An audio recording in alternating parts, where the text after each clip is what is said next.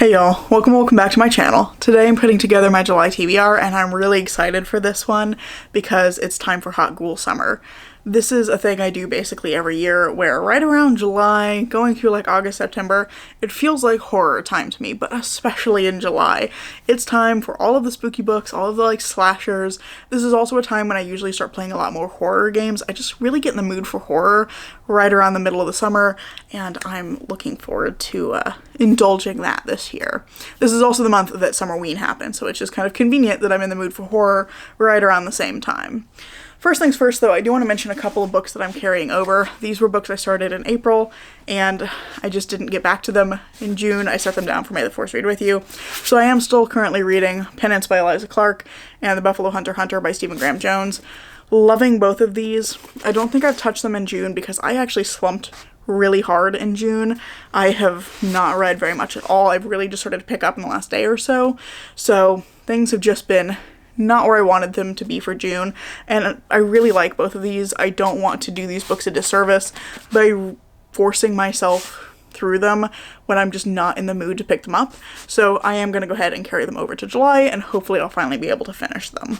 I also just mentioned Summerween, and this is a readathon hosted every year by Gabby Reads. It takes place right at the start of July. This year it's running from the 5th to the 12th, and I'm really looking forward to it. I think this is the first year where it's 8 days instead of 7, but it's just so much fun. They have great prompts every year, and I'm excited again to kind of indulge in my desire to read horror for July, and I've gone ahead and picked out what I think is my kind of tentative TBR for Summerween. This is very much subject to change. It could be different by the time the readathon actually rolls around, just because it is still pretty early. I'm filming this pretty early, but these are the books I think I'm currently in the mood for going into July. So the first prompt is to read a book in the dark at night, and I've chosen The Last Final Girl by Stephen Graham Jones. I chose this one because it's like formatted like it's a movie script, so I think it should be a fairly quick read to get through in an evening, so I think this will work well for that. Then I have, for read a horror or a thriller, Home is Where the Bodies Are by Geneva Rose. I chose this one because most of the rest of this list is horror, and I wanted something that was a little bit more on the thriller side to even things out a little bit, give me something a little bit faster paced. And this one sounds really intriguing, about a group of siblings who find kind of unsettling home videos in their parents' house after their parents have passed away. Then we've got Ling Hun for a book with a sky on the cover. This is a story about a town where you go when you want to be haunted, and my understanding is it's about like grief and letting go. So I'm really intrigued by that. It's one that's been on my shelf for a little while. I kind of picked it up on a whim at my local Barnes & Noble, and I'm excited to give this one a shot finally. Then we've got Horror Store by Grady Hendrix, which I'm using for a book that's been on your shelf for a year or more. This one is like, what if IKEA was scary? I think it's either haunting or it's like some sort of creatures. Maybe there's a secret portal. I'm really unclear on what the horror is here, but like it's scary IKEA, so I'm curious. I want to give it a try, and I am trying to make my way through my Grady Hendrix books because these are ones that I find tend to languish on my shelves for a long time. And finally, the last prompt is to read a manga, a novella, or an audiobook, and I'm gonna go with Tomie by Junji Ito. This is the last of his kind of big single story works that I haven't read yet. I think this was also an earlier story that he wrote, kind of earlier in his career, and I'm really intrigued to give it a try. I think my partner said this was his least favorite of the longer three, between Tomie, Gyo, and Uzumaki, but I'm curious to see what it's like. It sounds kind of intriguing, about a girl who is murdered and then just shows up again, and she seems to be unkillable, so I want to see where that goes. That just sounds like a fun premise. So those are kind of what I would call my primary July reading plans. The other thing I really want to do in July is I want to film some kind of reading vlog. I remembered recently just how much I enjoy vlogging, and while I've been slumping really hard in June, I've been trying to do some vlogging and not really getting anywhere, but I have some plans for July that I'm really excited about, but I don't want to overcommit myself, so I have kind of two ideas, and I want to do one of them. I'm not really sure which one yet, so I'm going to show you both. I don't know what will actually end up happening, if either of them, in July, but I would love if you would let me know down in the comments below which of these two ideas you are more interested in seeing, because that may help me make a decision if I come to a point where I want to start one and I'm not sure which direction to go. So the first idea is I'd like to do something with sapphic horror. I put the books somewhere behind me and I can't find them. There they are. And this is because a couple of months ago I was reading A Restless Truth by Freya Marsh, which is a sapphic murder mystery historical fantasy thing. And it really struck me that I haven't been reading very many sapphic books. My read shelves are just kind of sparse in terms of sapphic books. So I wanted to fix that. It was an area I wanted to read more in, and I have had some success historically with other sapphic horror books. So I thought this would be a fun area to kind of dig deeper into, and I have 3 on my shelves that I think will be really fun. So first up I have The Luminous Dead by Caitlin Starling, which I think is her debut, and I think I've also typically heard generally mixed reviews on this one, but this is a cave horror book about someone who is on an expedition. I believe she has lied about her resume, but she ends up going into a cave and she's being guided by her handler, and the two of them have this sort of toxic sapphic relationship that emerges between them, and it sounds like things get really creepy, and it seems like she's maybe being manipulated by her handler. And I'm just intrigued. I love cave horror. I love cave horror and ocean horror. It's like my 2 favorite things, and I love when they're done well, so I really want to give this one a try. And then I also have Someone You Can Build a Nest In by John Wiswell, which is about a monster that falls in love with a woman and has to, like, navigate that. I believe there's also the fact that the woman is a monster hunter, and the monster is having to, like, grapple with how to be truthful with her. So, and also, like, how to build a life where they're together and she's not, like, using the woman as a host for her eggs. So, yeah, it sounds really creepy. It sounds really good. I've heard that it is remarkably sweet and warm of a story for what it's about, and I'm really curious to give it a try. And I picked this one up at the Barnes & Noble here. I took some friends when they were visiting, and we were wandering around. Friend and I both picked up a copy of Someone You Can Build a Nest In. I really like this, like, color palette on this version. This is the Barnes & Noble version of the book, and so I was wandering around with this, and one of the booksellers walked by me, and he glanced down and saw it in my hand, and he immediately was like, "Oh my god, great choice. It's so good. The writing's great. It's such a good story. You're gonna love it. Great choice."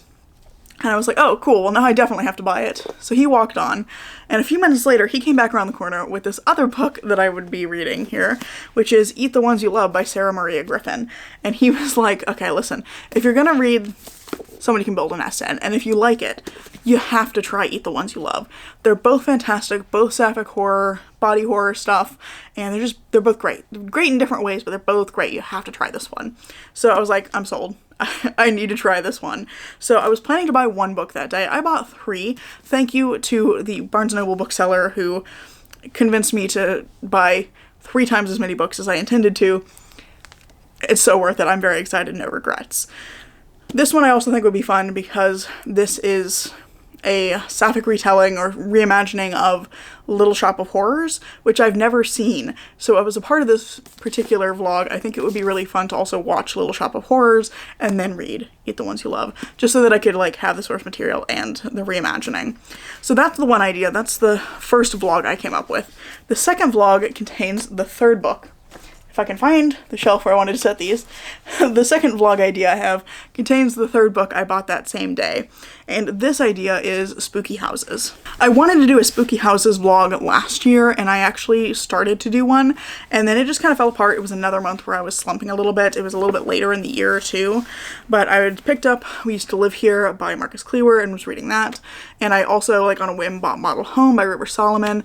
And I was thinking, like, yeah, I'm gonna do the spooky house vlog, and then I didn't do it. It kind of fell apart, but I read both of those books, and I read them pretty back to back, I think, and I loved them. They both were, like, some of my top books I read last year. So I love a spooky house book, and I wanted to try a few more because I actually have quite a few sitting on my shelves. So this is the collection that I have at the moment.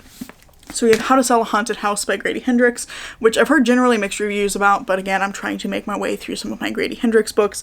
This one I think is about some siblings who are returning to their childhood home and trying to figure out how to sell their parents' house, but it happens to be haunted.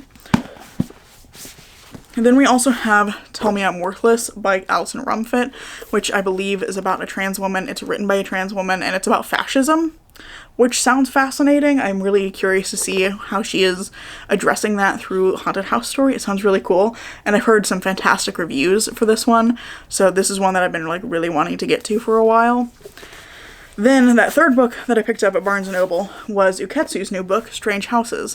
I didn't know he had another book coming out, and I haven't actually read Strange Pictures yet, but this one sounded really cool. I believe it's about a writer or I can't remember the guy's profession, but I think he's a writer. Yeah, it's a writer.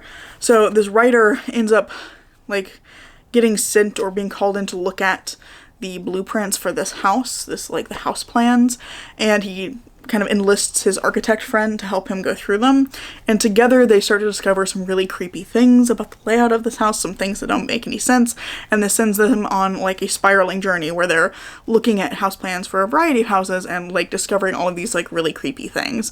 So it sounds really intriguing and like a really fun concept, and I really want to give this one a shot because I've been hearing great things about Strange Pictures. And then finally, the last book, which would depend very highly on how ambitious I'm feeling in July, I have House of Leaves by Mark Z. Danielewski, which is a kind of beloved book on BookTube. I think you tend to either love it or hate it, but I've seen a lot of positive reviews for it, and I love a book that's kind of a puzzle box kind of thing. You have some elements of that in We Used to Live Here, which was a book I loved last year, so I'm really intrigued by this. I want to give it a try. I also got this one for Christmas this past year, so I feel like it'd be nice to go ahead and get to this one instead of letting it sit on my shelf for years, but it's going to be dependent on how ambitious I'm feeling in July, how my reading is going, whether I pick this one up or not. So that's the second vlog idea. And that's pretty much what I've got for July.